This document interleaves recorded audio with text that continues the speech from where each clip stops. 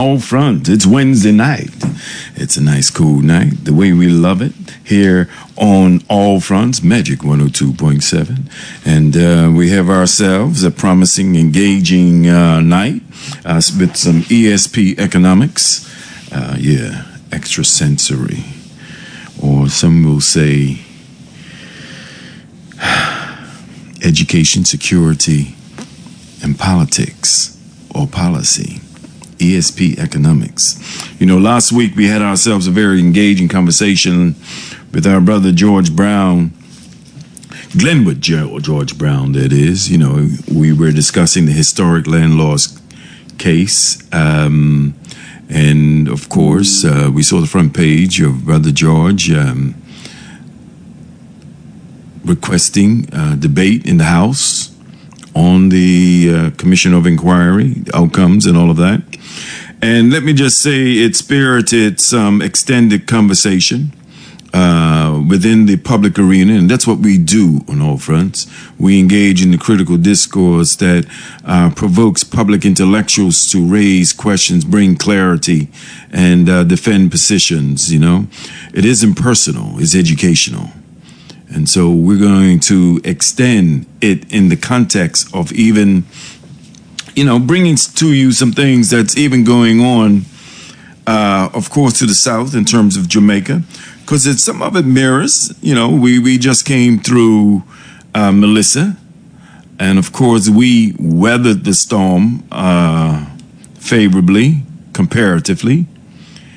But when we listen to it, I'm going to share a clip to kick this off and set the tone. But we also have probably around 8:15, Brother Khalid Wasi will be calling in. He has an opportunity to state his claim and give his position, because he too, and it was cited by Brother George last week, the matter that was brought before the Supreme Court, citing what was this, between Raymond Davis is our brother Khalid Wasi, Myron Edwin Piper, and the Premier of Bermuda, E. David Burt, Commission of Inquiry into Historic Losses of Land in Bermuda.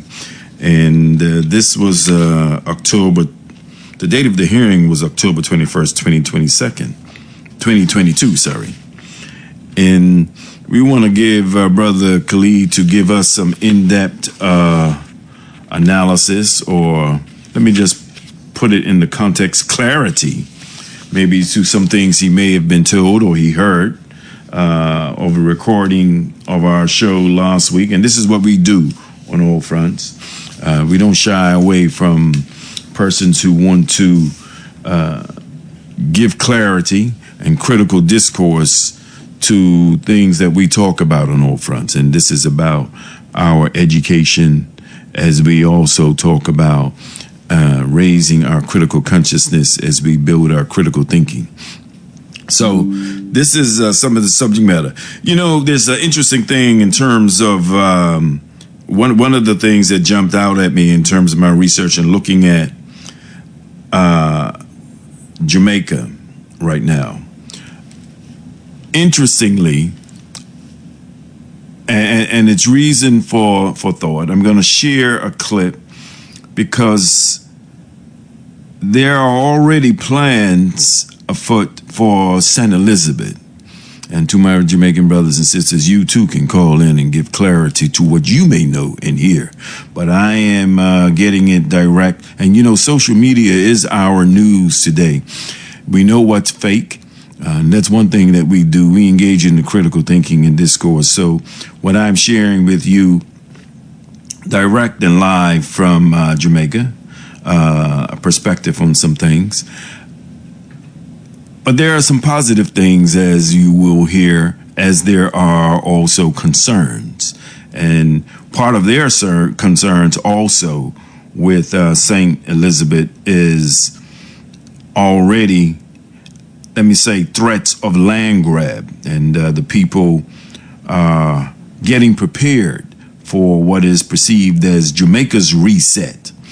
Well, I'm going to juxtapose some of the things that we have, what we hear, what we know is going on there. We want to stretch this out too, by the way. And let me just say that November 19th and the 26th, we have Brother Chris Furbert.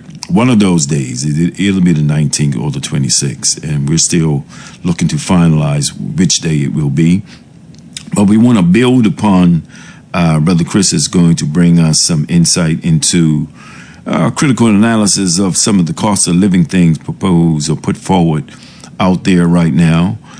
In addition to some questions about the, the corporate income tax. And it provoked my curiosity, especially listening to some things in Jamaica, because Jamaica stands to, from what I understand, former Finance Minister Clark invested really in a bond, risk management bond, about, may have been about 2021, I believe. And this bond reached maturity timely, and for some feel so timely, too timely, that they stand to acquire $150 to $200 million. And already there are concerns about those who haven't expressed interest in the developments of St. Elizabeth. I mean, the Prime Minister even spoke about the redevelopment of St. Elizabeth into a digital city, something different from Montego Bay and Kingston and Ocho. St. Elizabeth becoming a digital city. It almost sounds like Jamaica's Silicon Valley to some degree. But it has raised people's curiosity and interest of the timeliness of such thing. So let's start off with that. And then around, like I said, in another few minutes, we're going to engage and pull Brother Khalid Wasi into our dialogue and conversation, because we want him to give some clarity to some things he heard last week pertinent to our conversation. And we're open in terms of, and transparent, and we will question. And so Brother Khalid and I will have a nice intellectual and hearty conversation for the first hour. And he's calling from Canada. So, of course, call us. Keep in mind, while he is online, I'm not going to take calls while we're having that conversation. I had hoped to engage Brother Khalid via Zoom, but he had some technical difficulties where, he or we could not make that feasible. So, but start off, let's listen to this first. Okay, so by now we all know that Jamaica got hit by Hurricane Melissa, and now the rebuild's looking really foreign. People lost absolutely everything. Homes swept away, families displaced, lives lost, farmers wiped out, businesses gone. Some people still don't have water, some still can't find their relatives. But while parts of Westmoreland are still in blackout, the headlines are talking smart cities, land deals, and diaspora bonds. And people are asking, well, guys, who's this rebuild really for? Because why are we rushing futuristic zones when people are literally starving? Why are investors flying in while some Jamaicans still don't have tarpaulin? Now the government wants the diaspora to invest, but after Usain Bolt's $12 million vanished, trust is low. I mean, if his money wasn't safe and he's like the country's icon, right, why would ours be? And it's not just about bonds. People are hearing whispers, land clearance, oil exploration, foreign contracts, and the timing a little bit too perfect. Some are starting to wonder, was this rebuild already in motion before the disaster even hit? Rebuilds don't just fix, they shift ownership. And if people are not careful, what's damaged by the disaster could be signed away by design. So let's talk facts. Diaspora bonds work, they do, in theory, but only if they're built on trust. Nigeria, India, Ethiopia use them with guarantees, oversight, and public control. Jamaica hasn't shown that yet. And if you really want buy-in from the diaspora, what I'd do, I'd guarantee 3 things, right? Track every dollar publicly, protect every investor legally, and give the diaspora a permanent seat, not just a flyer and a conference. Meanwhile, Jamaica's top business groups, I think is the private sector organization, JMEA, and the Chamber of Commerce wrote to the Prime Minister calling out the slow recovery. They demanded urgency, transparency, and a proper national response. So if the public's hurting, the diaspora is watching, and the private sector is speaking up, what is the delay? I mean, I know it's been a disaster, and this isn't outrage, it's oversight. It's love holding power to account. Because if this is really a reset, then reset the rules, reset the priorities, and put the people first. Just because the hurricane is finished doesn't mean that we can afford to forget about Jamaica. Anyway, let's talk to me in the comments. Make sure that you're... There you have it. That's some context of some responses to the aftermath of Melissa in Jamaica. And of course, St. Elizabeth, that, as we just heard, is sparking concern of even threats of land grab in Jamaica. And it'd be interesting to hear from some of our people who were down there. I know Sister Dr. Nalita Butterfield spent some time down there. I don't know if she's still there, but if any of you know, if she's still there, she too can reach out to us, and maybe we'll follow up later at some point with some conversation with her. But, you know, we have our own concerns and issues of land grab. And we, like I said, we had a hearty conversation and dialogue last week with Brother Glenwood George Brown and heard one perspective. And on momentarily, we have our Brother Khalid Wazi, Raymond Davis to some of you. I like to say Khalid Wazi. Brother Khalid, how are you this evening? Very well, Dr. Lou. Thanks for giving me the invite to come on. Well, look, I'm glad that you accepted the invitation to state your claim. And, of course, this is an issue that's very close to you. And as I shared, I mean, having read some of the Supreme Court of Bermuda Civil Jurisdiction 2021, number 29, I see that, you know, in reading this, you clearly have an argument. I think, and Myron Piper is also cited in this here. Didn't get in touch with Myron to invite him into the dialogue. But certainly we have you in this here to bring some context. And you heard some things, or you were told some things. You listened to, I guess, excerpts of the program last week, and you had some difference of perspective. And so, you know, what we do here on all fronts is, hey, we get all the sides, and we allow the people to engage in their constructive and critical discourse and critical thinking and make their own decisions and judgments about what they're listening to.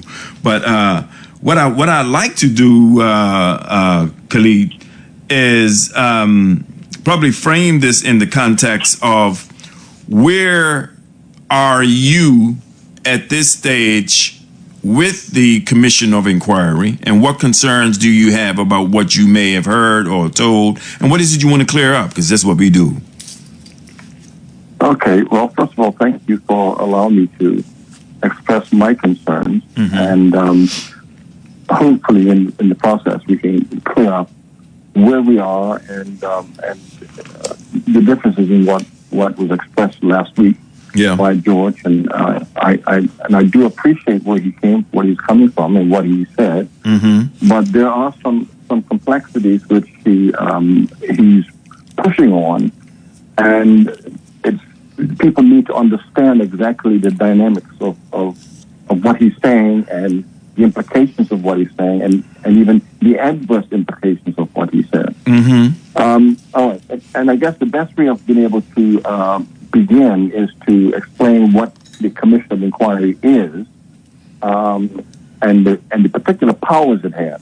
But when you have a commission of inquiry as into historic land loss and theft and so on, the commission is empowered with certain powers, right, which which stretch into time. Now, you would all know, most of us would know, that in Bermuda, for example, if you occupy a piece of land and squat on it, you call it squatter, for 20 years, then basically speaking, you can walk away with the title of that property.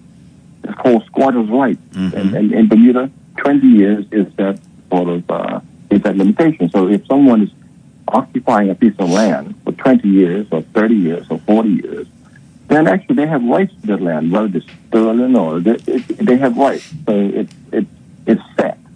Now, and if it comes down to, let's say, for example, if somebody owes an individual, let's say $9,000 or $10,000 because they basically took their cash.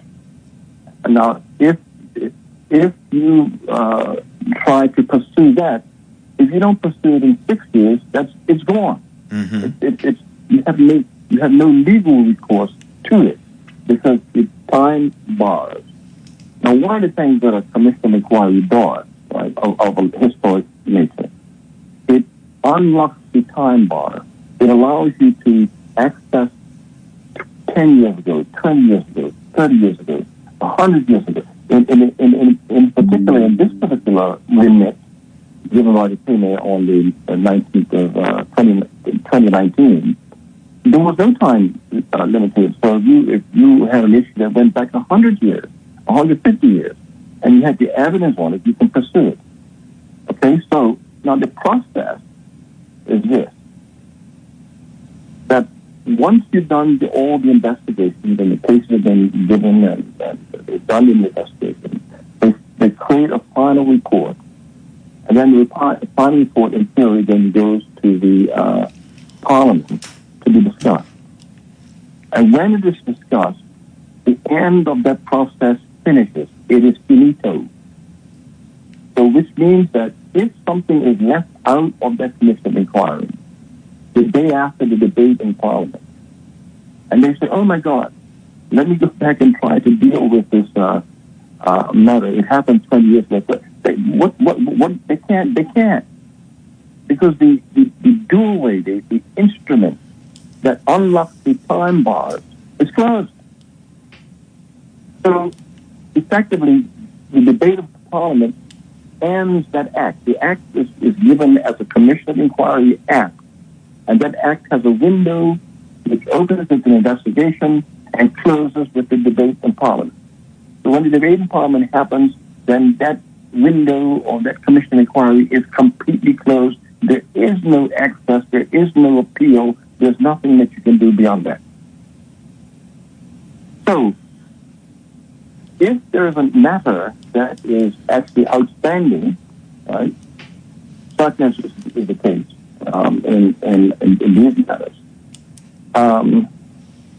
going to the Parliament and debating it now, when there are outstanding matters, in effect, is saying, okay, well, let's close the debate, close the commission inquiry, and anything that's outstanding is just simply outstanding, is just left undone.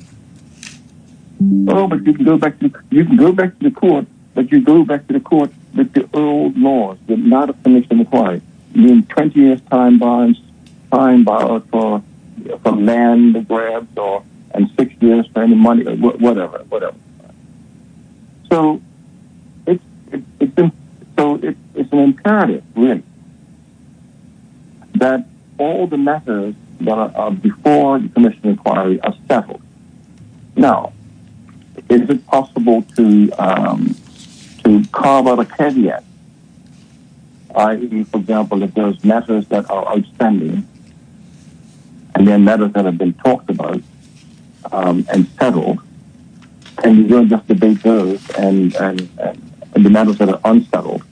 Well, I don't know absolutely, but let's say it's possible that something like that could be done. But it would have to be done where the authority, whether that's the Premier or the Governor, right, would then have to say that on these particular matters that are outstanding, all right, We had established a another commission of inquiry for this, or we've created this or whatever mechanism or vehicle to handle or deal with those matters. Hence, the debate in Parliament will be only for the matters that are settled. You follow? I'm following. Go ahead. So because if you decide to take the position that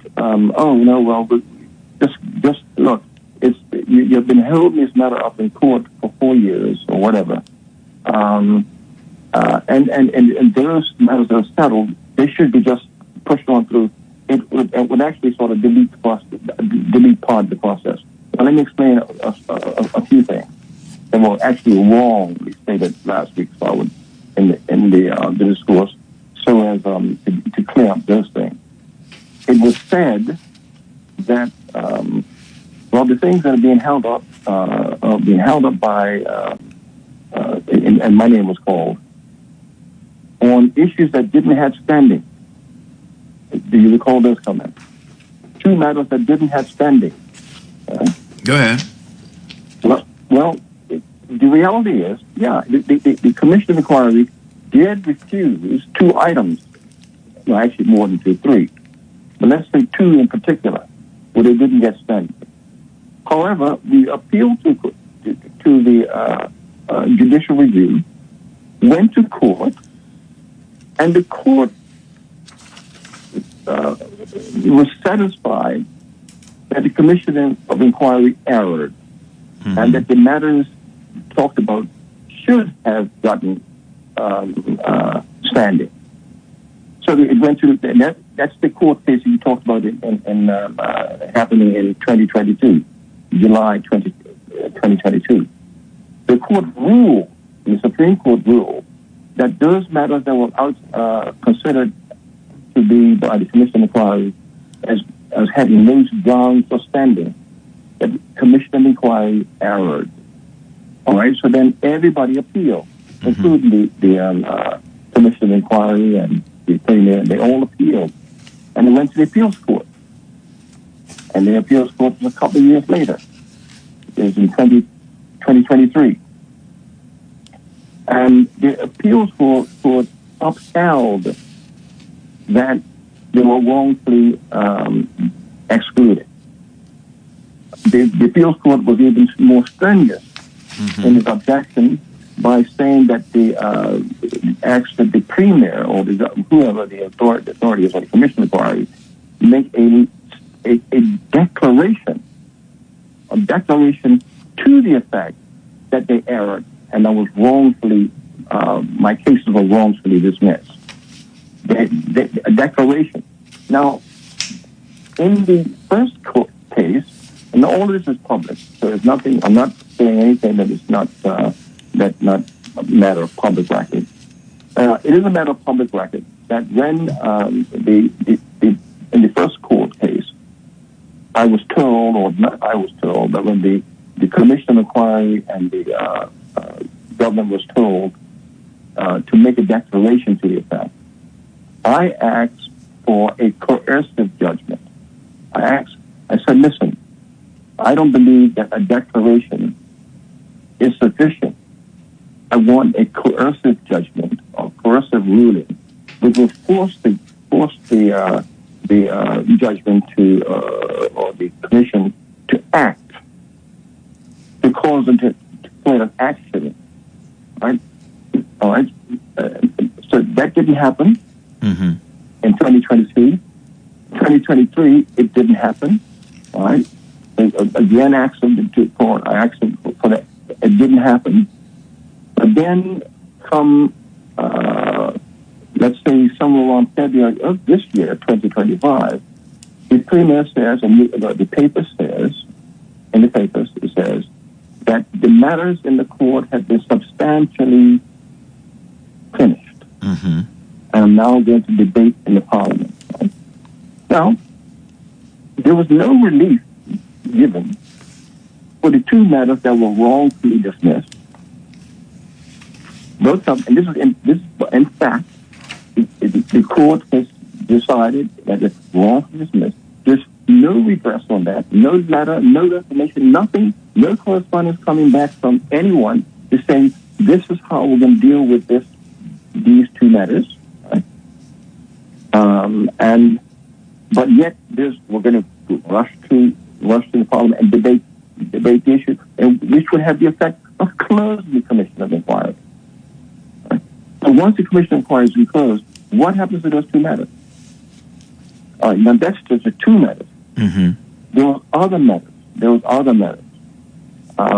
I think this is also very public, so I feel free. I can talk about this publicly because it's all basically public information. There's nothing I'm going to say here that you can't find in public except what I had myself researched. And that, again, is also public because it's researched into public matters which are available in deeds and records and whatever the case is. And thus far, following your discourse, and it's in some of what you spoke to is in this civil jurisdiction document on 2021 number 29. Yes, yeah. A lot of October 21st document here. Yes. That was the first one. A lot of what I made as claims are basically already written, and so there's nothing there that's unavailable and is there for the look at. Just for the matter of clarity, when this debate first took place, somewhere in I think it was 2014, right? One of the properties that we talked about, which I'm associated with, when I say associated, my family's associated with, was the Darrell property. Right. And the Darrell estate. And at the time in the Parliament, it was discussed that there was a large amount of land. I think in the Parliament they were saying 30 acres, but it's not actually 30 acres. It's less than that, but it is significant. Let's put it that way. Mm-hmm. And basically speaking, let me give you the history. My great-great-great-grandfather, who purchased his freedom in 1825 as a slave, he was a slave and had two slaveries on him. He had two chattels. One he worked from Sunday to Wednesday, and the other one he worked from Wednesday to Saturday night. He had two. So he purchased his freedom from two individuals in 1825. But by 1834, he was probably the richest black man in Bermuda. Mm-hmm. He owned from what we call Heron Bay all the way to basically South Shore, Whale Bay in particular, the peninsula of Whale Bay, and all of the land that you will consider to be Sunnyside Park and Southampton Rangers and all of that were there. So again, all of that land belonged to him. You would go into public records and you'll see you heard about the Enterprise and the ship Enterprise. Yeah. Right? Well, you go into public record, you'll see he was the one who led a march and got people to come to what's called Casey Hill. Casey Hill, we're in Temple right now, or that area. Come there, raise the red flag, and they went from there down to Cubs Hill. And they marched like a band from Cubs Hill on Sunday morning up to Sam's Church before the prayer service because of the ship, the slave ship, whatever the case is. He led a protest. Mm-hmm. But he started the Heron Bay School. He was a founder, he was a Freemason, and started the Heron Bay School. So this is the history. But he died when he got 70. When he was 70 years old, he sold a part of that property. He sold the Heron Bay, just 3 acres, basically. But he made a will in 1857. Mm-hmm. And one of his daughters, Liza Jane Lusher, who was the famous one who, the lady, what's her name? Cecilia Snaith Simmons wrote about her because she was Snaith Simmons wrote that. Okay, yeah. Yeah. Yeah, she wrote the article. She wrote an article about her who was attempted to. She wanted to go to the Crimean War, and to serve as a nurse, and she applied to the British government and whatever. But the main thing here is that she was a nurse and she saved a lot of the individual soldiers during the yellow fever, and a lot of the graves up there at Dockyard were soldiers that she had nursed, and she was hired by the British government to take care of these people. But the man who hired her died, right? And so she never got paid. And because she didn't get paid, she went to the parliament. And the member of parliament, those days were 18 members of parliament, and one of the members of parliament spoke on her behalf and petitioned the government, the parliament of the day, to pay her, right? Because she done service for years and never got paid.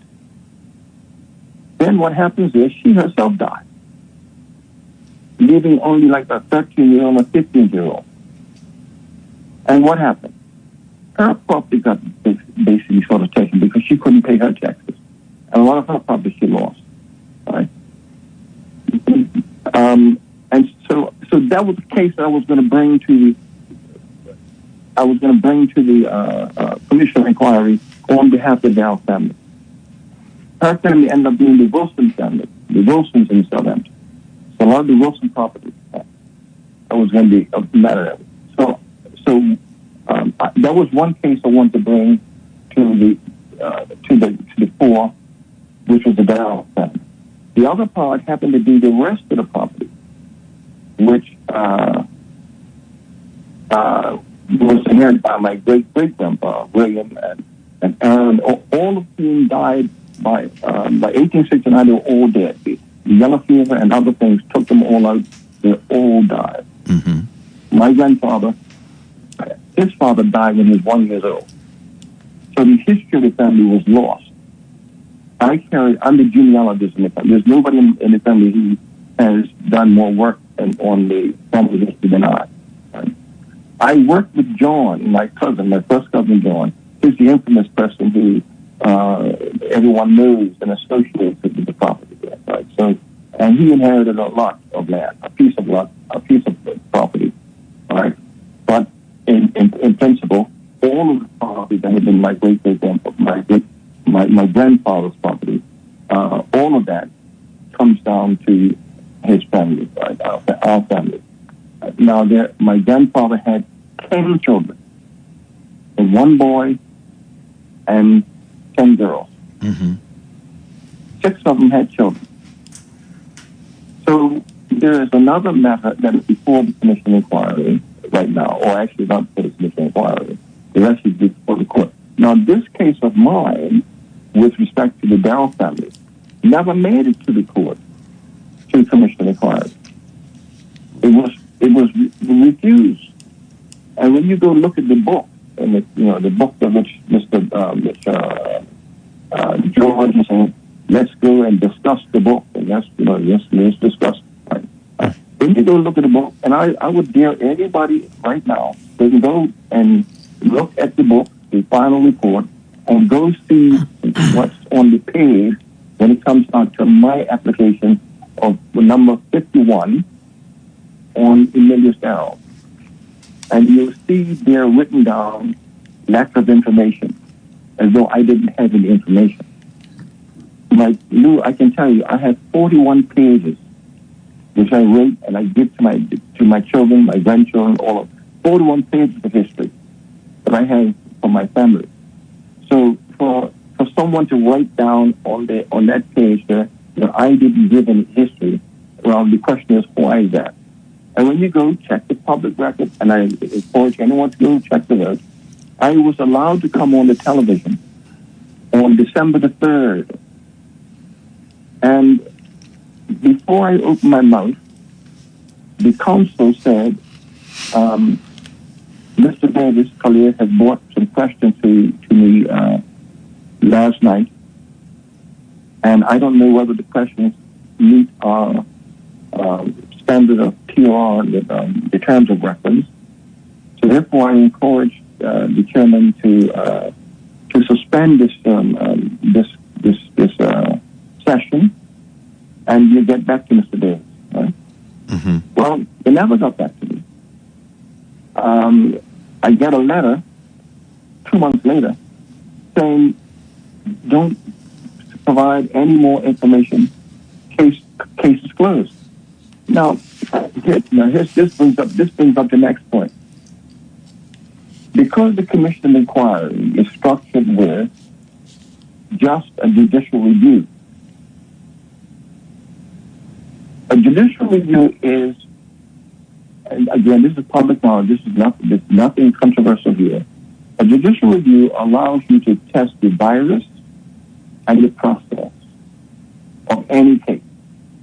A judicial review, you cannot test the merit of a case. You can't dive in and try to figure out whether or not they did something right or wrong in the case itself. Right? And in particular, in this matter, if something is so egregious and palpably wrong, you have no redress. You have no redress. It's just simply dismissed because a judicial review is not an appeal. So there is a question in a constitutional question in front of the court now, because you know that last week, Mr. Brown said that there's a constitutional conference coming up next week, and I think alleged that I was doing this because I'm trying to prevent debate. Right? No, the reality is there's a question in front of the court about whether or not the commission inquiry is compatible with the Constitution, the Bermuda Constitution of 1968. You see, 1968, when we had, before when, in 1935, which is the act, during those days, and I remember, I'm old enough to remember, the governor used to sit in council. The governor used to sit in council and sit over the legislative or legislative council. And so if the governor appointed a commission of inquiry, as he would do, he would select the chairman, it would be run like a court, then they have a final report, and it would be approved by the House and by the governor. Right? No appeal. There was nothing in between that. But come 1968, we end up with the Constitution. And the Constitution guarantees people that if you're aggrieved on an issue and somebody does something wrong to you, you have a right to go to court, right? Mm-hmm. And a right to appeal all the way to the appeals court and all the way to the Privy Council as a right, originating in the Supreme Court.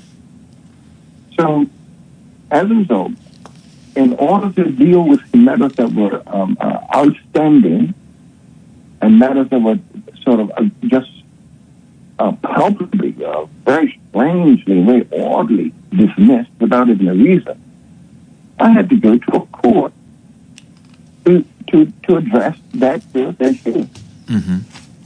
This is just a fundamental, basic human right guaranteed by the Constitution. And we live under a constitutional governance right now. So this is where it becomes, a bit blurred for Mr. Brown, because he is concerned about the fact that his piece of the commission inquiry has been discussed and satisfied.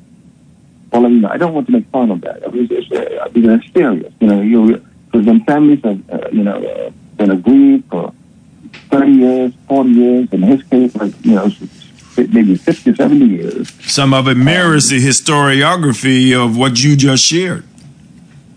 Yes. Mm-hmm. What I shared is 150 to 1. Yeah, I get that. So So I can understand the pain that he, his family is going through. So we will want to sort of, sympathize with that. But, we can't enjoy the attitude of, I'm in the boat, now pull the ladder up. I'm in, so let's finish it. Let's finish it first. Right? So it has to be a case where, you have to do it and be fair to all. And I would want to see the fairness to the Brown family, as well I would want to see the fairness to the Dell family. And by the way, we had another case that was solved, which was the Davis family, which is equal to the size of And so let me just ask you this here, Khalid, for clarity again. So the fairness that you're asking or expecting here is that in your case that you be granted the same opportunity to argue or take your case before the Commission of Inquiry versus going more of the judicial process, which is more of an expense to you to have this addressed. Is that part of my? Is that clarity? Well, you're right for that, because what happened, and actually again, public information. Justice Smelly, who's one of the 3 appeals judges, right, actually in his ruling made the recommendation that perhaps another commission of sorts, right, should be created for the cases that were wrongfully dismissed. Right? Now he can't compel. He has no power to say or to make or to enforce that it has to happen that way, right? But he did make this as a recommendation. So yeah, so in fairness, yeah. You see, the thing is, if we were to do the cases that were dismissed wrongfully by the commission, I would have an investigator, like Mr. Brown. If you remember, they had an investigator. They had all that. So if the commission inquiry will give you my investigator, and they will go into all the preliminaries and all the discovery and all that stuff, and so on. But if I had to do this on my own, I would have to pay for lawyers or pay for individuals, and the other part that a commission has, which I won't have, a commission has the right of subpoena. So if there's any papers or any information that anybody's got, whether it's an institution or government institution or even private institution, they have to cough up the information by subpoena. But if I try to do this on my own just as a civil person, it becomes extremely expensive to try to litigate. So yes, I would want the benefit that he had in dealing with those matters that were basically wrongfully overlooked by the Commission of Inquiry. Now, would I be so wrong for wanting that? You're asking me if. You're asking me that. I'm asking you that. I think you have every right to ask for, as we would say, similar due process and opportunity to go before the inquiry. At the same time, that it would have to be almost would have to be a new commission of inquiry to address I would think so. Your case. Yeah. And my understanding, if it's a new commission of inquiry, should it stop the previous from its opportunity to hear debate and rulings? Interesting question. Chicken and egg, right? And so, I'm not going to sort of try to stretch this thing too far, but, a similar situation happened here recently. We're all talking about global stuff. Now, the Hamas is right now, been told, drop your weapons, right? Mm-hmm. And Hamas said, no, I'm not going to drop my weapons. You give us the state. You create the state, and I will pass my weapons to the state. Oh, no, drop your weapons. So if they drop the weapons and there's no state, what position are they in? All right. So you put the state there, and then they can pass the weapons to the state. Everybody's covered. So I'm saying, in my case, similarly, if there's going to be a new commission, start the new commission now with the matters that are outstanding, that have been wrongfully dismissed. Open it up. Say, don't promise me that oh look, we're going to just get rid of this thing, the stuff that we've decided upon, and then we'll get to you. When? 100 years from now?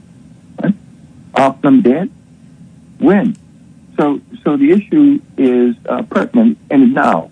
So yeah, if the government meant well about getting on with the debate, then what you do is you solve the matters that are outstanding now. Right? Put the formula in place now. Then go on with the debate. Is that clear? It's clear that that's the position that you want, and I'm hearing another position. Well, let's put it this way. Let me put it another way. I waited for in two cases, I waited for 20 to 30 years. And the reason I had to wait is because first of all, I couldn't afford to fight it. It was too systemic, too deep. So when the commission inquiry came along, it was a relief to me. Right? So I waited for years, 30 odd years, to be able to plant some of these cases, and I did. So now, and they were refused. Then I went to court, and I won my cases, and the right to be heard. So therefore, I don't have the. I'm in my mid-70s, right? I can't tell you that I'll be here next year. I hope I am, but I can't tell you that I am. I have every condition that you would say that I could possibly not be here. Right? So, I would say to you that it is unreasonable to ask me at this stage, after having waited, after having gone to submitted my information to the commission inquiry, been refused, then fight in court to win, then to wait for when undetermined date on a promise that some point at some time we'll look at it. No, that's and in the meantime someone else is going to be delivered, into the process and receive the full. I think I can't remember the philosophy or the phrase, but it's something like, if you don't give justice to one, then if you miss up justice to one person, you fail justice to all. To give justice to all. So I think that justice can only be seen to be done when it's done for all. Otherwise, what do you say? The man or the family who bought the legislation gets fed first? Is that what we want to presume? That because Dr. Brown brought the legislation forward to solve a family history, then his matter gets solved, but everybody else has to wait? It would then look like nepotism, and I'm not suggesting that it is, and nor should it be. But fairness should be fairness, and fairness to all. So I would say that it is a very simple matter to me that if the reason that the commission inquiry, which was set up to deal with historic land laws and to deal with compensation and helping in whatever way it was going to do, right? Then that's a commitment that the government made to the people of Bermuda, including me. Right. So understand. Let me just ask you that then. Let me ask you this here. Understanding that, do you agree then that the findings and recommendations at this stage are final in the report? The report, as published on I think in November 2021, is listed as final, right? Right. And the commission of inquiry was set up with a mandate to finish a report and publish a final report, and which was to be presented to Parliament to debate. Right. So the presumption is that the report is final. Whatever's there is final. It's finished. It's in ink. It can't be changed. It's immutable. And you agree and accept that that is the case? No. I stated that what is in there is wrong. Oh, okay. The final report is in error. In several cases, in error. And it must. And some of the matters that are in error, written in error, must be challenged. And that what needs to go to the Parliament is facts. Now, you remember that there was a particular council that was Council Whitehall, right? Yeah. Ivan Whitehall. He was the first council for the Commission of Inquiry, right? And he resigned in October the 23rd, 2020. And he resigned. He resigned literally after a performance on the 23rd of October, live. And his argument was, and he argued, parts of his argument I agree with, and parts of his argument I disagree with. I mean, his argument is public. Everything I'm saying is public. His argument was that some of the evidence he was listening to was basically folklore and hearsay. And he says, I can see the direction of this commission and what they're looking for and what they're doing.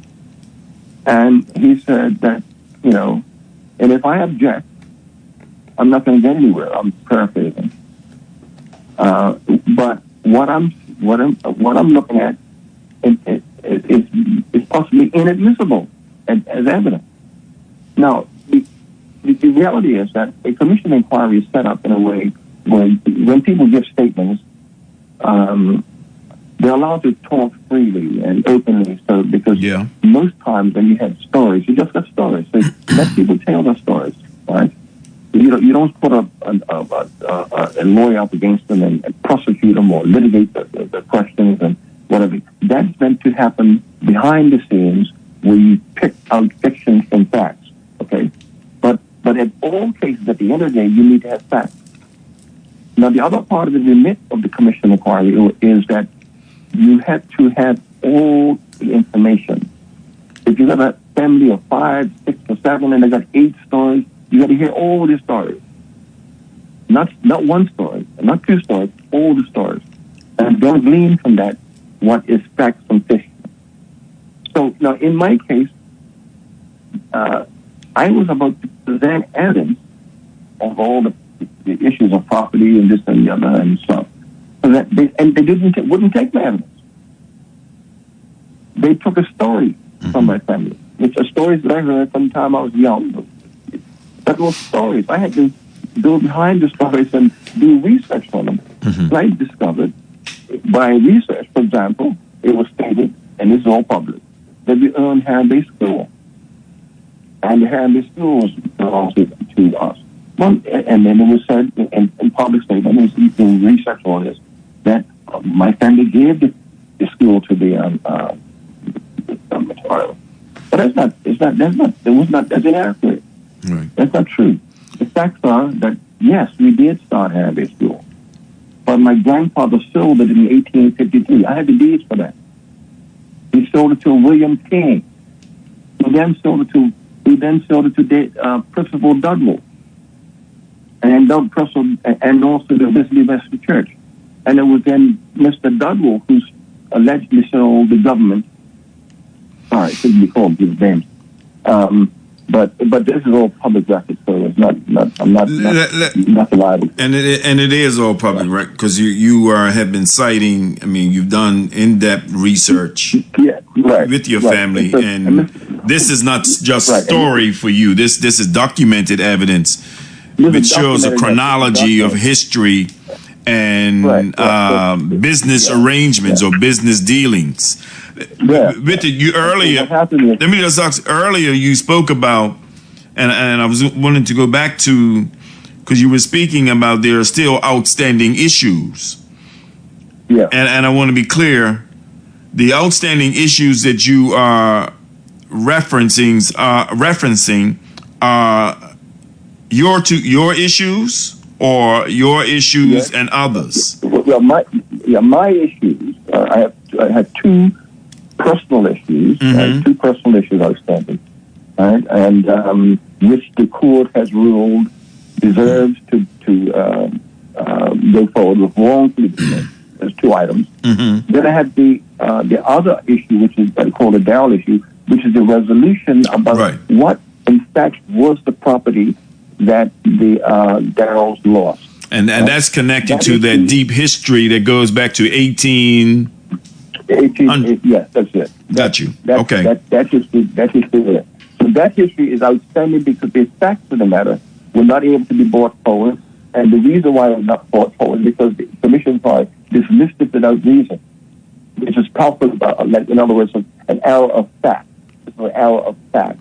In court, if somebody, you can appeal a matter. If there's let's say, for example, someone there's an accident and a hit and run, and in my car, and so it's clear and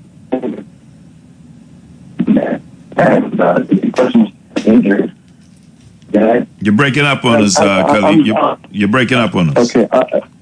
Can you hear me now? No, that's much clearer. I don't know if you moved away, but you broke up on us. So repeat that again. Okay. Yeah, and so let's say that somebody is accused of the hit and run, and it looks as though it's me or because of my car and everything else.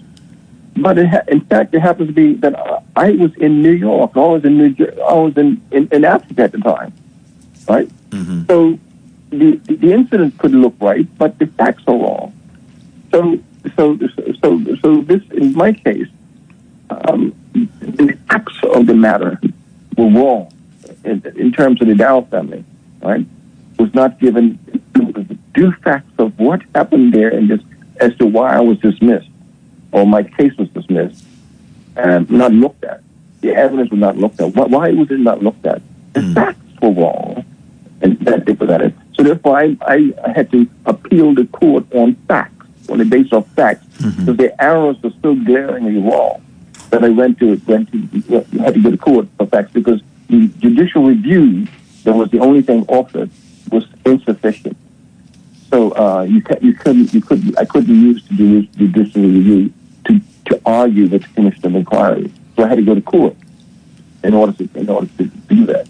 So that's the reason why. And the other part of it is we all know that the courts are delayed because of lack of staff. We have insufficient staff in the courts, and so everything takes a lot of time and too much time at times because the court lacks staff. And that certainly may and is the case. We know how the courts of Bermuda have been, devoid of staff for cases and so forth. But as I listen to this also, Khalid, it's full of the, how can I describe it? Because you're deep within the history of Bermuda, and certainly, like we always know, of all of our studies, history is best qualified to reward our research. And in the depth of your research, it and the narratives that you give, and also others, it smacks at the history that is so characteristic of Bermuda, of the obstructionist interventions or just the obstructionists to people's path toward justice, man. We hear of, in our youth, and you're a few years older than me, about, I think, 10. Yeah, I'm 10 years older than you. You're about 10 years older than me. At the same time, your youth history was my youth history, hearing often how the oligarchs, will select obstructionists to prevent others from getting things. And I hear certain things, certain utterance, or I wouldn't say innuendos and so forth, but some of it smacks at that. It just reminds me of the obstructionist things that we always heard that oligarchs of Bermuda would put into place to prevent outcomes of judicial cases or outcomes for business arrangements and so forth, and who would get and who would not get. And even when we hear of the threats of growing up in terms of if one took certain actions and spoke out to certain things, the oligarchs connected to the banks were calling your mortgage. Is it fair to say that in your case scenario, there's a smack of obstructionists? Oh my goodness. Being put in place to delay, to deny justice, to minimize voices and outcomes in these scenarios. What's your? Well, in my case, yeah. Go ahead. In my case, on a personal level, I can say this here from 1990, right? Without naming any institutions, or whatever the case is, I could say to you that obstruction was so blatant, so deliberate, and so oppressive that it cost everything in my life. It cost everything. That's why I'm living in Canada now, right? And but I had no means to combat the system, the financial and the legal construct. I had no means. In fact, I mentioned in one case in the court that I recall going to a competent lawyer, and I'm not going to call the name, right? And law firm who I thought could help me. And the individual walked me from their office outside and stood me on the sidewalk and told me, listen, you need a lawyer, but I can't take you on record. Right? The case is such that because when you're dealing with some issues in Bermuda, like this is particularly banks and this and the other, most of these banks have lawyers on retainer. Some law firms, the entire livelihood, majority of the livelihood is based on their earnings they get off of mortgages and sales and this and the other. And they rely on mortgages coming from banks in order to keep their law firms alive. Mm-hmm. So if you go to them as to represent you, they can't take you on record, because if you do, they'll lose their business. So you go unrepresented. So for a period of time, that's what I suffered. But what I suffered was nothing compared to what transpired to my great-great-great-grandpa. Mm-hmm. Can you imagine? An ex-slave who by 1834 earned all the way from Heron Bay School to Horseshoe Bay, right? Had opened a school, led marches. So what do you think happened after he died? Oh, they went to hell on his property. They went to hell on it. Land grab. Land grab, land theft. I can't even say the word. Right? So that's what happened. But my grandfather was a fortune, a piece of fortune. His father died when he was 1 year old, and his brother, his white half brother, my great grandfather's half brother, who was my grandfather was great grandfather was much older than him, right?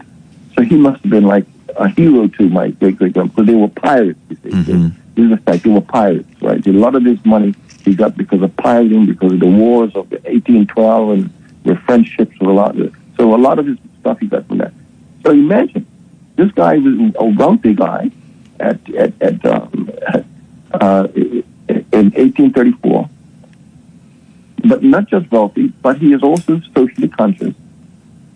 And when he died, they took his property. But what happened is, one of his grandsons, right, which had to be my great-grandpa, died when my grandpa was 1 year old. And his uncle, the white guy, who owned Dow's Island, Dow's Island was owned by them, right? Basically, his daughter's child died same time. So here it was. This is a story. Here is a white lady whose child has died. She's got a black so-called cousin, but relative, as it were, whose child is born, but his father died. So she took care of my grandpa, right? So my grandpa was brought up by the government, the white and these white folks, right? Which is fine. My mother, she said the government brought up Papa, so they brought him up, and they paid his tax on his property. They kept his property, so the property that he had inherited was preserved by them, but the rest of it was stolen. Right? Which again, yeah. It is a story. It is a story. It's a story. It's a story and narrative. And as you spoke earlier, before the commission, many people were giving their story. And with their stories, they too have their facts and so forth. But in their stories is our narrative somewhat comparable to your own in terms of the theft. Yeah. Yeah. Look, let me just say this here. An hour has gone by quickly. And this just speaks to that this probably warrants a bigger conversation because of the historiography connected to it. And when you bring it forward to the present day realities, it helps us to place some things into context. Yes, it's your way. But what I'm hoping that to glean from this, I have the written documentation of everything I'm talking about, as far as David, when he was born, when the other person died, all of that. But yet you go look for the report that's written by the Commission of Inquiry, and you'll see lack of information. I can sit here and talk from now for the next 2 hours and give you as that may be the case, and it warrants probably a deeper critical analysis and investigation of that report, picking it apart. I mean, ultimately, the House of Assembly, is to determine whether it is satisfied with the work of the commission. Correct? Well, I would say to you the report is flawed. Simple as that. And so, if the report is flawed, it is incumbent upon who to pick out those flaws and bring it before who? The commission again, or the people? Well, let's start here. When Dr. Brown, Walton Brown, when he first brought this thing forward, what he wanted was a Royal Commission of Inquiry. That's what he was really fighting for. Now, if you had a Royal Commission of Inquiry, it would be well funded, because it would have been funded by the British government and so on and so. That's what he was fighting for, a real in-depth commission. When you go look and read the report, the budget for for this particular commission, which was created by the Premier, was $350,000. Now I can tell you that $350,000 to litigate 100 years or 200 years of history is not possible. So, but mind you, he said, well, if you need more, then give more. They didn't have the budget to do it all and in depth. So right up front, they were kind of pressured into doing sort of a skim this as cheaply as possible. So I'm saying that it's no surprise to me that it's flawed. So when you ask the question, who's responsible, I would have hoped that this commission served as proof to the present governor, right?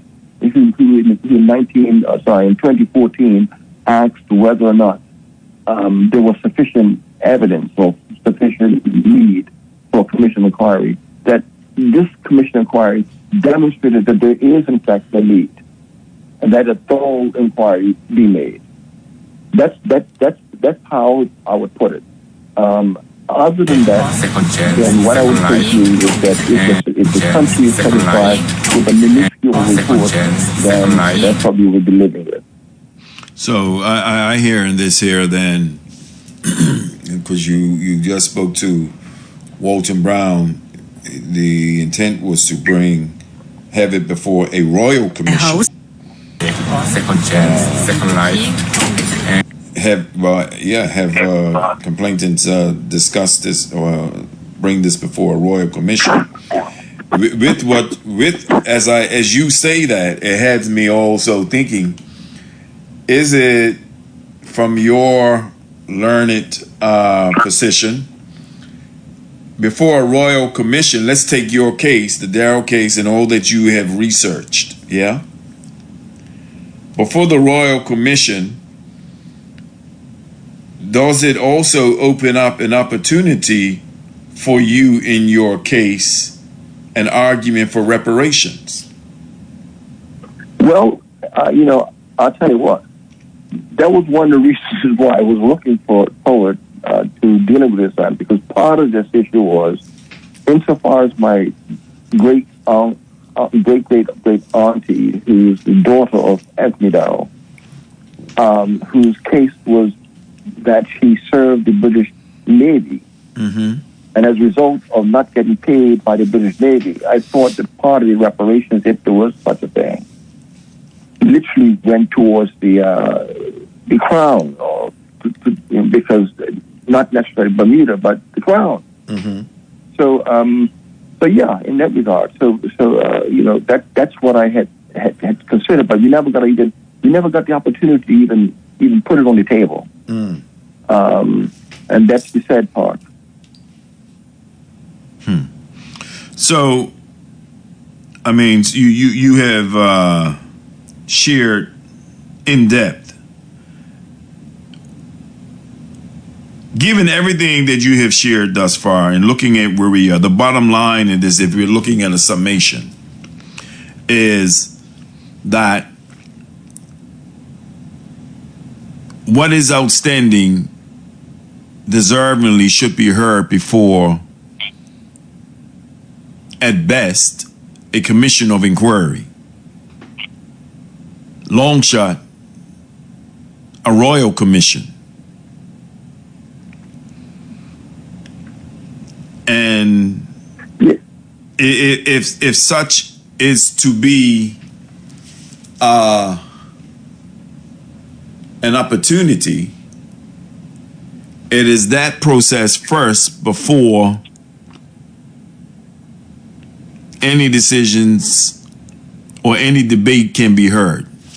Is that a fair conclusion of the argument that you put on the table? For the moment, I think it's probably looking more like you're in the right ballpark. Are there any sort of alternatives to that? Then if I would try to look with the eyesight, for example, of George, who I'm not saying is wrong. I just think that there's some pieces of this puzzle that he didn't see, right? But if I were to look on his side of the fence and say, well, look, let's see what could be done with that. There's a number of things that could happen. There's a couple of ways to look at it. You can look at all the evidence that's been given by people so far in these cases. Those 18 claimants, for example. Yeah, well, you can say you can contain all their evidence and retain all the evidence as evidence. If somebody gave a statement, a sworn statement, it's a sworn statement. So it's no need to go over and repeat a sworn statement, right? So if you embody a new commission, and it's a royal commission, then those sworn statements are still valid as sworn statements unless they get back and re-swore. They don't have to go over the whole statement over. Just say, I confirm this statement. You can take all of this and put it into another royal commission if the country pushes itself towards it. Or you can say, okay, well, no, we just want to settle the matters that we agree on, and then we'll deal with the other matters that we are yet outstanding. So you can take two approaches. You can deal with the matter, the current matters that have been agreed upon, but with the agreed position that the other matters that are outstanding have a commission of inquiry, and they're going to be dealt with promptly. And there's a commitment there, and hopefully that will be a new commission, because you can't embody the same commissioners that failed in the first case. Okay. So you would have to be a new commission. Yeah. You mentioned something earlier, and as I shared with you earlier, Khalid, I mean, I don't know. It's unfortunate that we can't take questions in a give and take, in terms of others who may want to ask you questions on this here. But I'm just with what you shared something earlier. You made a statement earlier in terms of placing this in the context. This has been almost a life struggle for you, given the depth of research that you have taken on. And it appears and sounds like, I mean, you're leaving, quote unquote, a legacy for children and grandchildren to at least address or not address. But in it, lost you? Oh, we lost Khalid? He's gonna have to call back then.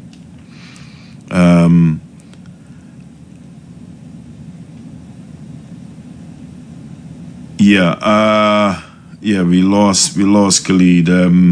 He'll have to call back. Well, for the listening audience, those of you who have been very disciplined and patient, just hearing this, you may and finding it of interest. I started out sharing that short clip coming out of Jamaica in response to the smart city proposed development of St. Elizabeth that was probably demolished, but it's not probably, it was demolished.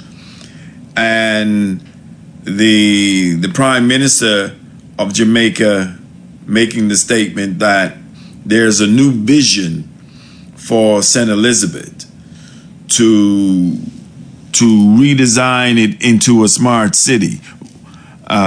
What we're going to do, I mean, we lost Khalid. He can always call back. Oh, he's calling back now. Let me just take him before and close him out before we take some of the other callers. Khalid, that's you. Sorry, we lost you. Yeah, I'm sorry, man. It's my age, old age. Well, that's what I was getting to that. I was getting to that. I was summing that up. The old, when you look at the fight that you've been in, I mean, and I think you was getting at this earlier: justice delayed, justice denied. And with justice delayed, justice denied, and the battle that you have taken on, and juxtaposing it with, as you stated, your age, you're not guaranteed tomorrow. None of us are. But comparatively, we give our time to our children and our grandchildren. So that's the legacy that you are outlined and have laid out. And so I'm curious in terms of when we reflect upon this here, sadly, in these scenarios, we have many of our people in Bermuda who have taken these things to their graves voiceless. The benefit of this thus far is there are multiple voices to it in a time that demand such action. And this particular scenario, while it may be localized to certain people, it's very much characteristic with what's happening globally. There are people, globally, it could be in South Africa, it's certainly across the African continent, but there are people who are fighting for what is theirs and what was theirs and reclaiming as oligarchs attempt to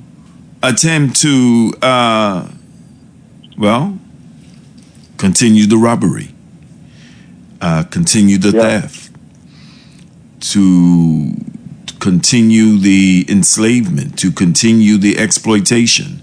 And so, in summation for you, after all that we've shared and you've shared thus far, what would be, if you were to extend this into a big conversation, let's hypothetically put it out there, who would be some of the people? Certainly you're calling for another commission of inquiry, even a royal commission. But let's just say, when you see and know the multiple stories out there, who would be some of the people you would want in the big conversation on this, let's say, to move us toward or in front of the Royal Commission? I'm lost there because, there are a number of people that have called me, right? And of all hues, both races, black and white, right? Some of whom were afraid to come forward. Well, that's certainly a character flaw of Bermuda. Yeah. We have a lot of fear, but we want things done. But go ahead. A lot of fear. Just don't want to be identified, because of the complaint. But we have you, we have the Browns and others who are unafraid. Yes, and so, but we sometimes are called crazy, or stupid, that type of thing. I'm prepared to deal with that, right? But many people are not, and so that's. I know some people who call me up and are trying to give me tips about this and what happened here with them and this, that, and the other, but just afraid to come out of the woodwork. So you would have to have the door open. That's why a royal commission would be far more welcoming than anything else, because it's first of all, it's well supported, right? Right.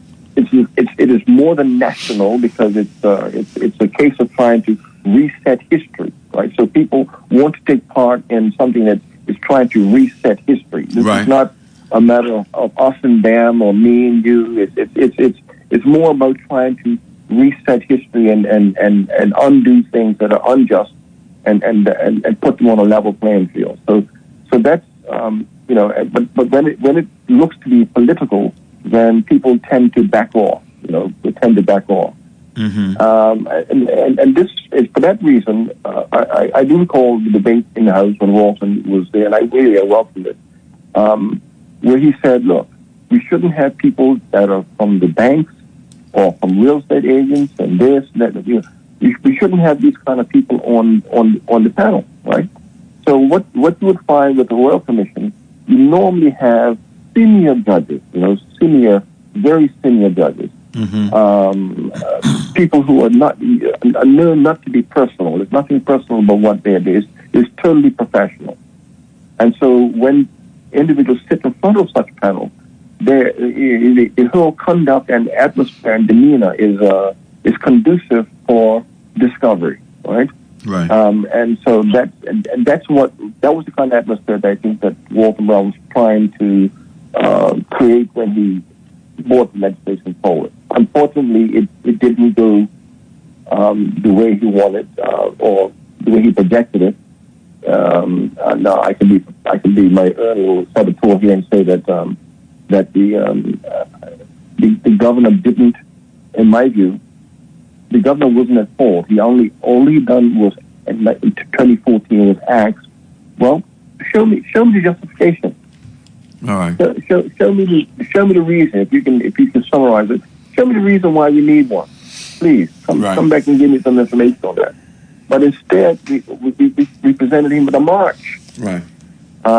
It became an issue of the governor is interfering with our jurisdiction, and it became an independence Iran for independence, and as a result, the whole thing went off the table and was brought back in 2019 by the premier. All right. I'm happy he brought it back. Yeah. But he brought it back without the means.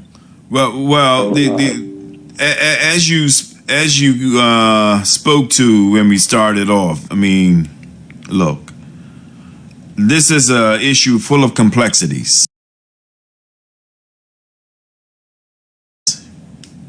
Yeah. And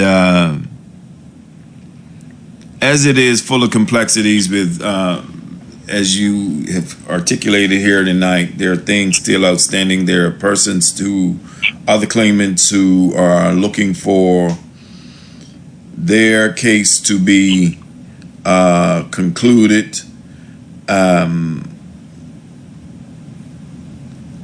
I would say, Khalid, that certainly this is unfinished conversation. Recognizing you still have your position is that this is to be continued, and I would welcome you anytime. And I've said it before. This is some of the conversation that is ongoing because it's a history of Bermuda, and especially is the Black history of Bermuda that places into context. I mean, your case, the Brown case, and many of the other 18 persons who were before the commission. It's a history and story of much of the Black experience, and you mentioned that there are even white folk who have had conversations with you. Well, they need to get over their fear and come forward and be a part of the dialogue on this too, to not be voiceless. And I would encourage us, to continue this dialogue, even collectively. Much of what you said in terms of this historiography, the background. No, we need to write about it. We need to share the multiplicity of stories to put before our people, because it speaks to a lot of what our current realities are right now of what is not good for us, but yet what can be good for us if we put up the fight. And it sounds like you still have some fight in you. I certainly know the Browns have some fight in them. Oh yeah. And so it warrants a collective fight. Yeah. That's what I'm getting at. I won't give up. No, I won't give up. It warrants a collective fight. I won't give up. I won't give up. No. Yeah. Now, I just want to say one other little thing, just for history. All right. Go ahead. The Anthony Darrow that I speak of as my great grandpa. Right, yeah. was either the brother or the nephew of Jimmy. You know the famous Jimmy Darrow. Yeah. Who's in Georgia. Yeah. Okay. Well, he was either his brother, because both of them come from James Darrow, and I'm not quite certain whether, but there were two James Darrow. Well, actually three. James Darrow, the first, second, and third. So, and both of them came from James Darrow, I believe. So this Jimmy Darrow was our older brother to Anthony, all right? Mm-hmm. Anthony lived in Southampton, and he was the one, as I say, who purchased his freedom at the age. He was 40 years old in 1825, but by 1834, he was probably the richest black man in Bermuda. He owned three buildings and almost 20 odd acres of property, and a business and two businesses. He had a whaling business. He was a whale hunter, and that's how Whale Bay got his name. Right. Because he used to hunt whales, and he owned the beach, and so it was called Whale Bay, and he used to hunt there. But because he lived up on top of the hill, you see, they used to burn trees and attract ships, and the ships would get caught on the reefs, and they'll go out and rob the ship. That's what they did in 1812, and so on. So that's how he made his fortune. A lot of his fortune was because of that, you know. And so he had a lot of buried treasure up in the hillside up there. Right? All right. So that's it. So that's the history. That's part of the history of that family and how it ended up being where it is. But as I say, because he was an activist, led marches and all that kind of stuff. When he died, they put the ravages to his property. Right. So and this is the piece of story that I wanted to bring out, and for me, that history. If I look for a hero in my own life, it's him. All right. I don't have to go outside my family. I look up to him as my hero. So when I stand in his footsteps. All right. As far as I'm concerned, and well, I fight for his legacy. Well, like we say, you don't fight on any one front. We fight on all fronts, and on all fronts. I appreciate you accepting the invitation, and well, thank you. Like I said, it's a very complex issue. It's an issue, like I said, of multiple perspectives, relevant to people's own experiences with the so-called historic land grab issue. And I think you've given some clarity to your position in the context of maybe things heard or even misunderstood last week. But it opens up, if anything, tonight, with much that you have shared. It speaks to what we need to do collectively to keep the voices of this at the forefront, and not allow your voices to be silent to the point where the true stories aren't told. Yes. That's where we have to be with this here. So because at the end of the day, this becomes our collective history also. Exactly. This is our hero. This is the heroism in our family. Well, we have a Heroes Day. So we have our dead heroes and our living heroes. So this is just another example of telling our stories in the context of a real experience as it relates to the historic land grab. Look, my brother, I appreciate you. What I'm going to do in the last 20 minutes is to probably entertain some of the listening audience. You could turn on your radio while you're there in Canada to Magic 102.7. All right, I'll listen. Right? I'll listen in. Thank you. And and feel free to contact me tomorrow if you want to follow up on anything that you may hear. And like I said, this is a subject matter that is continuous until it is either debated or we take it before the Royal Commission. Right. All right?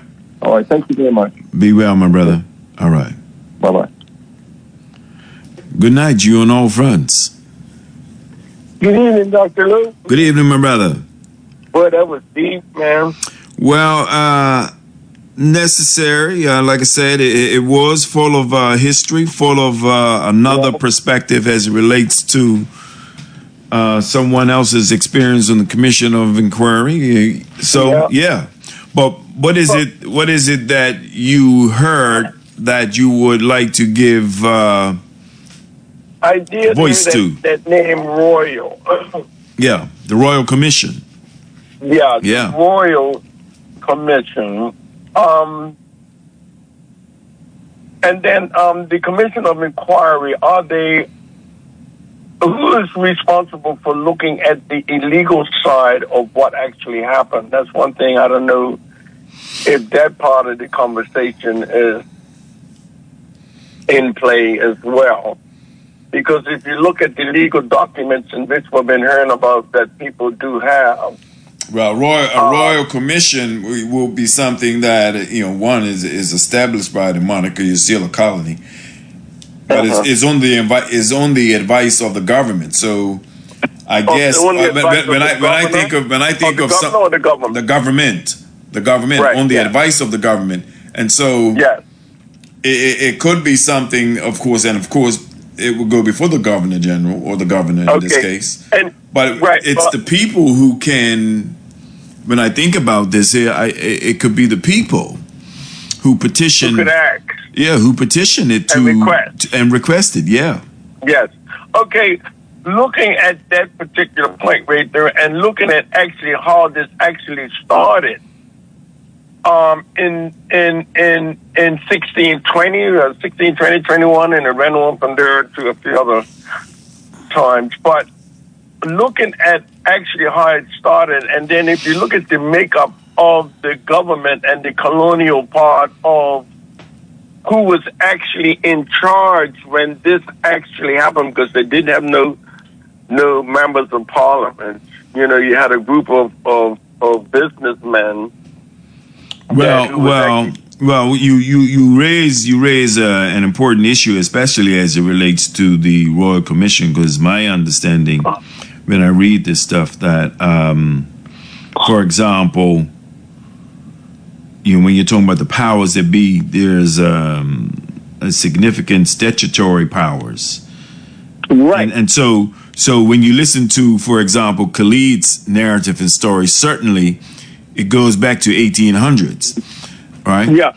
He would have to show the evidence of his connection to this here is in certainly DNA, right?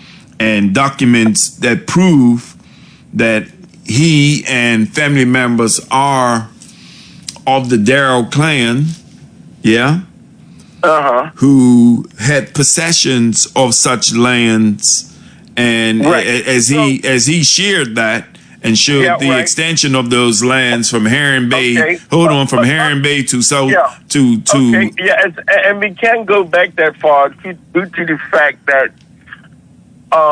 there was not only him. There was quite a few people, Bermudians, who did earn land through the legal documents and everything, in which that proved to any court that they earned that particular property. And then getting up from 1800s to the 1920, where this actual land grab did take place. And then the person who was responsible for the overseeing of the colonies and the people and the goings on, without any interference, but without any input from any parliament member, because there was no parliament members. There was only the Honorable House of Assembly, in which one person was actually in charge when this particular land grab took place. And it was that person was appointed by the royals in England. So this is why I was interested in the royal side of having a royal commission. If you go back to actually how it started and looking at how our parliament here in Bermuda had agreed, even with the other side of the house at the time, voting in at the time that I think was Dr. Brown that brought it to the floor, and of course we did have a vote on it, and a member of the other side, the opposition, I would say the government and the opposition, voted on this commission of inquiry, which we are now discussing now on actually what took place. And for us to be able to have had that done in our honorable House of Assembly, which all of this took place in the commission of the land grab took place in our honorable House of Assembly. Again, this is again where it sort of stamps the Royal Commission that should be had in order to get to who was actually responsible for allowing it. And I'll say this, and I'll say this here with what you're saying. You know, look, for it to be before the Royal Commission, part of this too, you know, this is part of the broader societal issues of Bermuda, right? That, for me, that is part of the big conversation, and it's a question of how serious, you know, we as Bermudian people do we listen to me? Do we collectively make a plea for this, even if we know? When I say the collective, we certainly the Darrells, the Browns, and the other 18 families who are of the commission have clear evidence and case to, you know, put before a royal commission.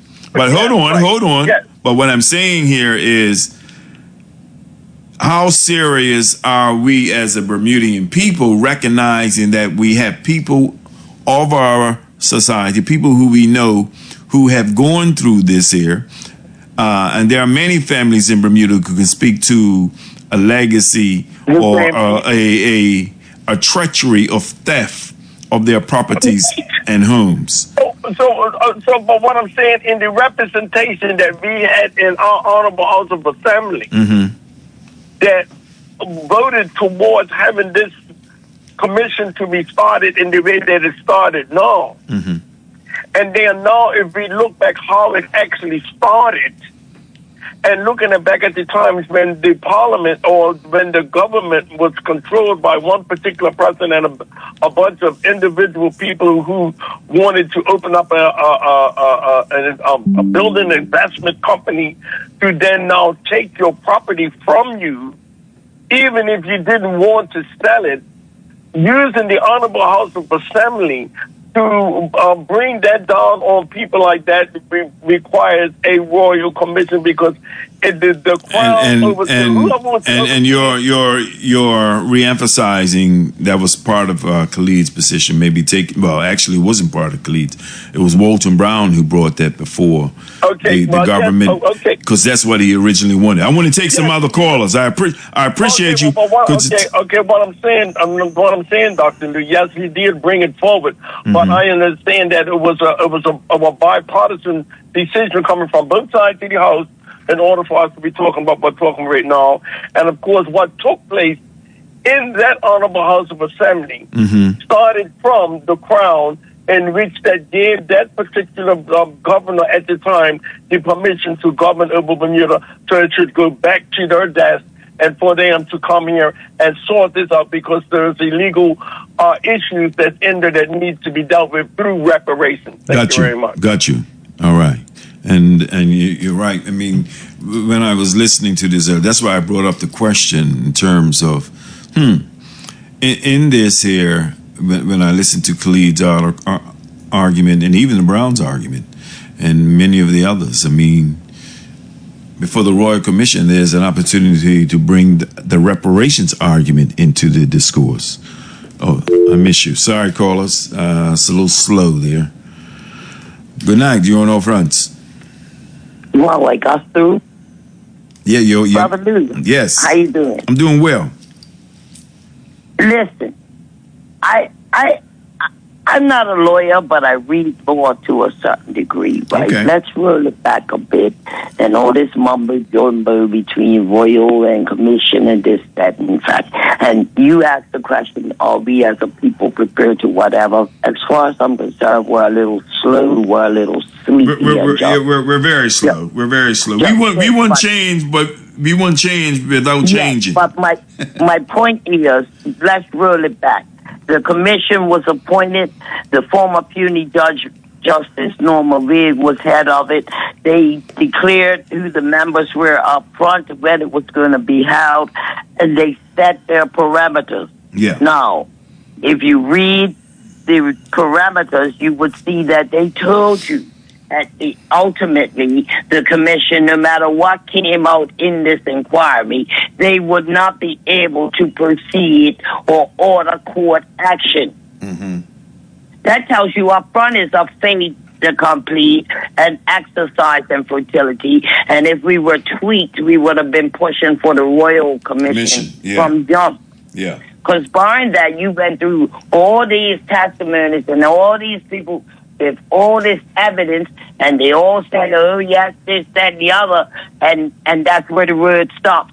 And they said that in the beginning. I don't know if people missed it, didn't want to hear it, or that's our commission that said, oh, geez, golly, I'm going to get justice. It don't work like that. That's why we have a system of law which is filled with a whole heap of gray areas. I didn't hear the brothers who comments, but I'm just saying, that gentleman who just called, I would humbly suggest he takes some political science references, because, you're stuck in yes, we're a British dependent overseas territory, but we have an autonomous government to a certain degree. We're not autonomous in that we run the police service. That's Her Majesty's representative up on the hill who holds power for three things: police, regiment, is something else. I can't call it right now. But, I mean, come on, man. Start with the system. The national security. I appreciate you. But your own point. You place in context some things. I'm just saying, as a journalist who digs on it, I get tired, man. Let's lift up the mentality. I heard John Barrett say on one of your sister shows, the Daily Hour, he was guest one day this weekend. He said, in spite of all the progress, right, we are still politically not mature. We're not. We're not. 30 years to cut the umbilical cord. I'll say this here: we are oppressed into a false consciousness of our so-called, and I think you brought it up just now in terms of what autonomy we think we have. Anyway, I'm not going to play, but I mean, come on. I got you. This is 2025. You could Google it. There you go. Get up to speed, people. Yeah. I mean, a lot of skullduggery happened. We've heard the stories about the black rum and how the land got grabbed and all of that. But ignorance in the court of law is not a defense. I appreciate you. Have a good evening. All right. Respect. Good night, you and all friends. Yeah, Dr. Liu, I hate to come back, but that comment I just heard now telling me I should take some sort of political... It's not personal. She said as reference. Did you say it? She says as reference. Even if it's as reference... She means adding reference to it. Not that you're ignorant of it. She means citing some of the political discourse to your statements. But this is why I said the political part, in the sense that it started in our Honorable House of Assembly at the time in which there was one person in charge and there was no other people who could speak to what was being happened at the time, such as parliamentarians. This is why we should take it back to where it started from at a Royal Commission. Got you. Your defense is heard. All right. Well, certainly something. I want to... I really want to close out with, I started off with I open up with what was happening in the aftermath of Melissa in Jamaica. And I shared the clip. I could play it again. I really wanted, there's a longer one, because I really wanted to get into the other one. It's a bit long. Let me see. No, we don't have enough time. Let me play the one that I played in the beginning to give people some context of how we started. Because when you listen to the aftermath of Melissa and where people are in Jamaica in reference to what comes next. In their argument, there is the whole issue of land grab. So, hey, as Jamaica considers becoming, well, not Jamaica, St. Elizabeth, a smart city. But listen up, I'll play this again, and food for thought, because we're going to build on this on the coming weeks. Listen up. And now the rebuild's looking really foreign. People lost absolutely everything. Homes swept away, families displaced, lives lost, farmers wiped out, businesses gone. Some people still don't have water, some still can't find their relatives. But while parts of Westmoreland are still in blackout, the headlines are talking smart cities, land deals and diaspora bonds. And people are asking, well, guys, who's this rebuild really for? Because why are we rushing futuristic zones when people are literally starving? Why are investors flying in while some Jamaicans still don't have tarpaulin? Now the government wants the diaspora to invest, but after Usain Bolt's $12 million vanished, trust is low. I mean, if his money wasn't safe and he's like the country's icon, right, why would ours be? And it's not just about bonds. People are hearing whispers, land clearance, oil exploration, foreign contracts, and the timing a little bit too perfect. Some are starting to wonder, was this rebuild already in motion before the disaster even hit? Rebuilds don't just fix, they shift ownership. And if people are not careful, what's damaged by the disaster could be signed away by design. So let's talk facts. Diaspora bonds work, they do, in theory, but only if they're built on trust. Nigeria, India, Ethiopia use them with guarantees, oversight and public control. Jamaica hasn't shown that yet. And if you really want buy-in from the diaspora, what I'd do?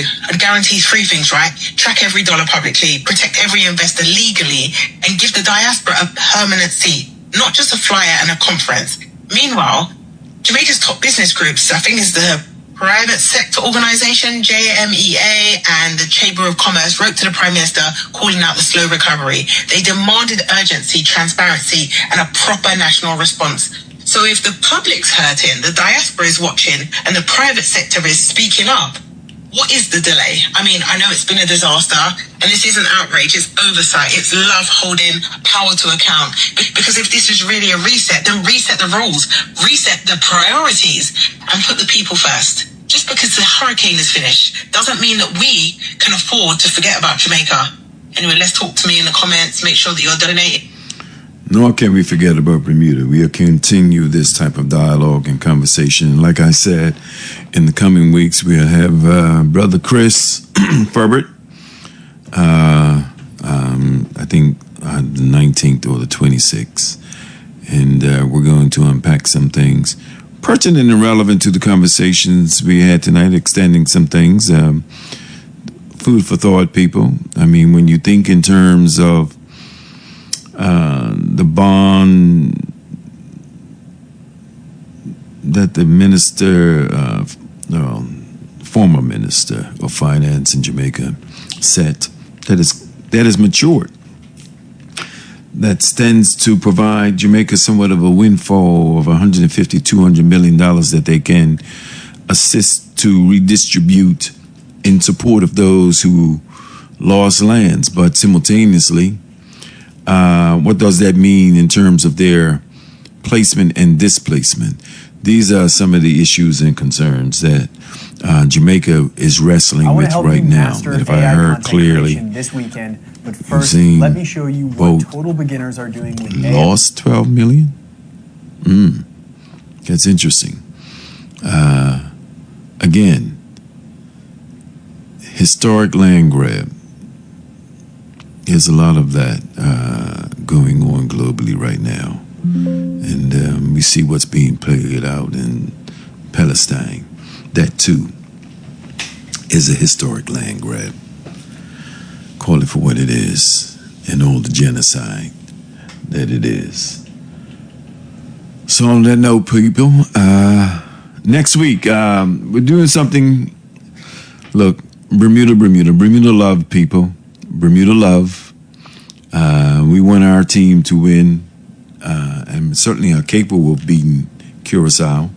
So we want to give them the support next week, as we also We'll have Brother Dennis Brown on next week and Jack Castle.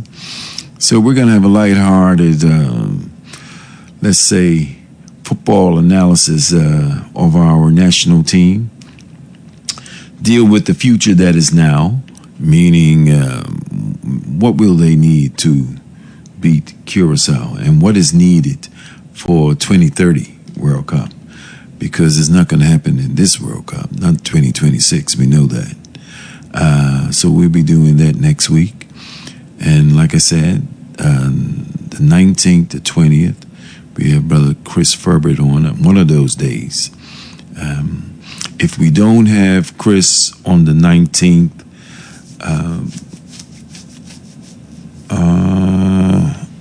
may do an open mic again on similar subject matter. I'll tell you the subject matter that we need to be addressing. Rents, big issue. There's some exploitation going on. I want to share some things about something I investigated in the beautiful 10th parish of St. Davis, quote unquote. So on that note, my dear people, show your Bermuda love. Be here next week. We'll engage you. We'll be interactive. Keep the peace. Show the love. This festive season.